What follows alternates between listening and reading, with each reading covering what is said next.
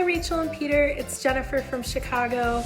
You may remember me from when you helped my husband and I move into our home. Peter's tips really helped us change the way we live, and over the years we've gotten really good about filling our home only with items that we need, items that we use, and items that we love.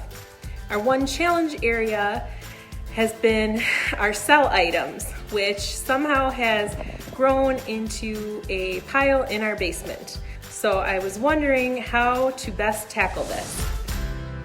Basically, this is about selling things online and how you do that. Which is very trendy right now. But it's also not as easy as it appears. There are two ways you can sell things online. Either do it yourself or use a third party. And there are two that I would recommend.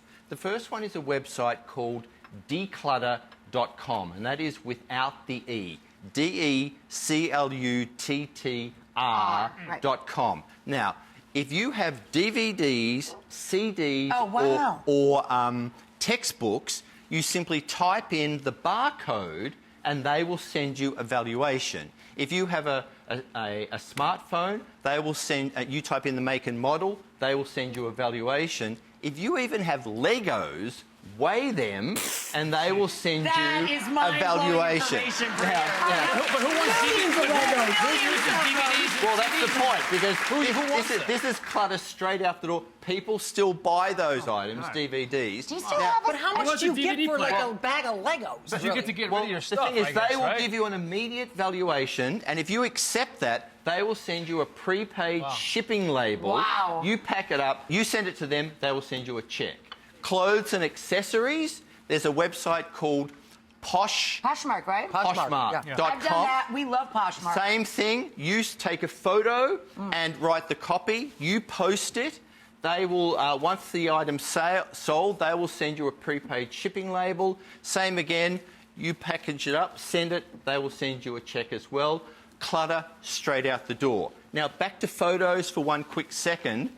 The big thing to do when you take photos, and I took a couple of photos just before we went on air of this purse, there are two ways you can take photos with and without something to show them to scale. Now, in the photo on the left here is simply the purse. In the photo on the right is the purse with both a coin and a ruler showing to scale how it looks.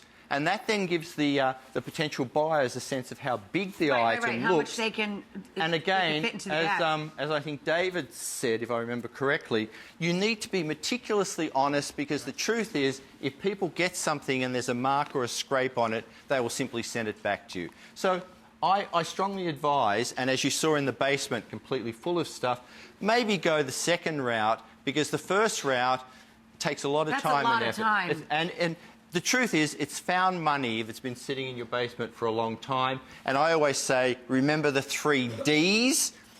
Put it somewhere right on the box, the date by which you're going to sell it, a deadline.